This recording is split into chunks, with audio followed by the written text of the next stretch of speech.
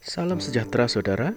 Hari ini kita akan sama-sama melihat mengenai Minggu Penderitaan Yesus. Kita akan mulai hari Jumat, satu minggu sebelum Jumat Agung. Hari itu Yesus tiba di Betania.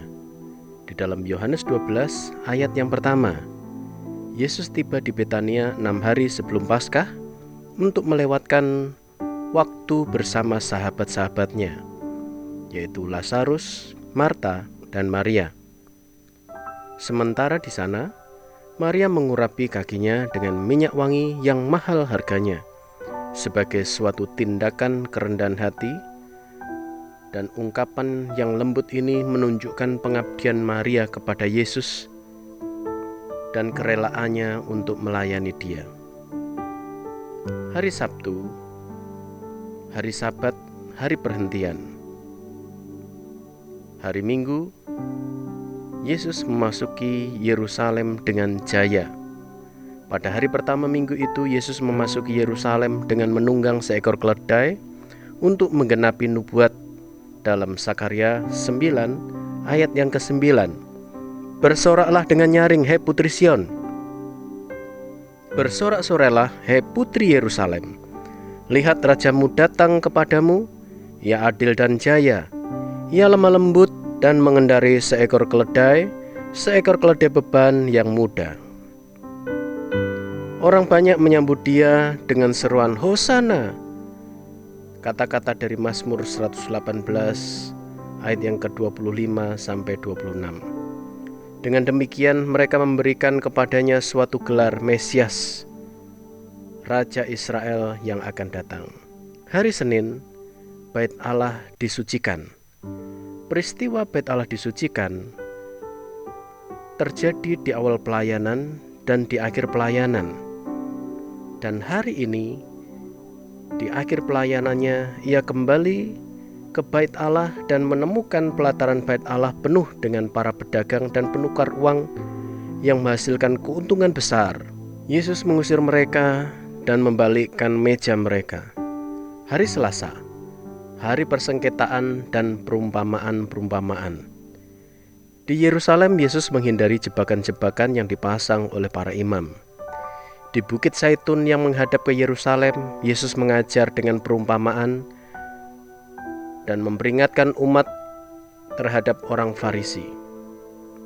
Yesus menubuatkan tentang kebinasaan Bait Allah yang dibangun oleh Herodes dan memberitahukan kepada para muridnya mengenai peristiwa-peristiwa yang akan datang, termasuk kedatangannya yang kedua kali. Hari Rabu, hari perhentian.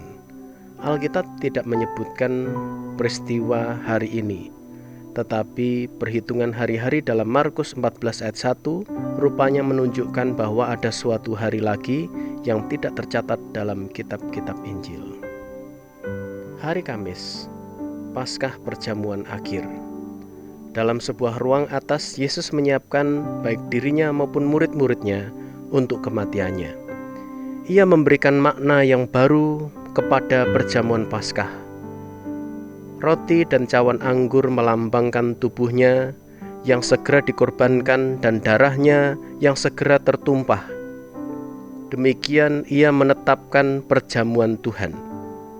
Sesudah menyanyikan lagu pujian, mereka pergi ke Taman Getsemani, di mana Yesus berdoa dengan rasa penderitaan yang mendalam karena mengetahui yang akan terjadi atas dirinya sesudah itu.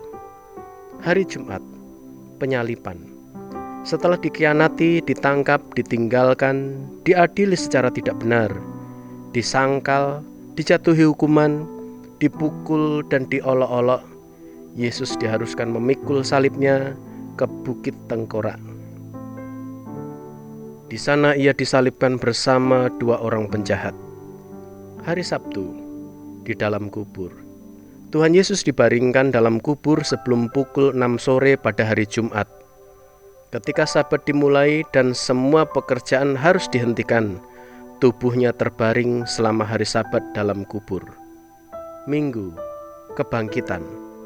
Pagi-pagi benar beberapa wanita pergi ke kubur dan mendapati batu yang menutup pintu kubur itu telah digulingkan. seorang malaikat memberitahu mereka bahwa Yesus hidup dan memberi satu pesan kepada mereka. Yesus menampakkan diri kepada Maria Magdalena dalam taman itu, kepada Petrus, kepada dua orang murid yang menuju ke Emmaus, dan kemudian pada hari itu juga kepada semua murid kecuali Thomas. Kebangkitannya ditetapkan sebagai suatu fakta. Kita bersyukur saudara bahwa Allah menebus kehidupan kita dari cara hidup yang sia-sia yang menuju ke neraka.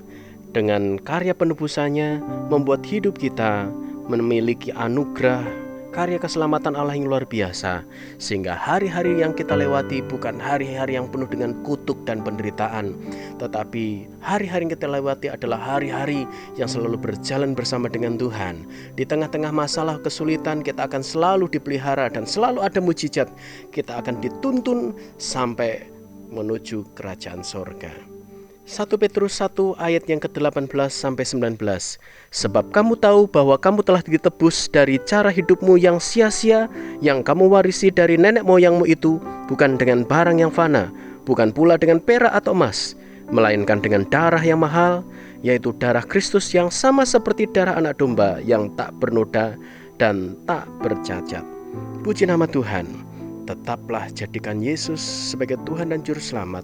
Maknai Jumat Agung dan Paskah sebagai peristiwa di mana hari istimewa kita ditebus dan diselamatkan oleh Sang Mesias, Yesus Juru Selamat dunia.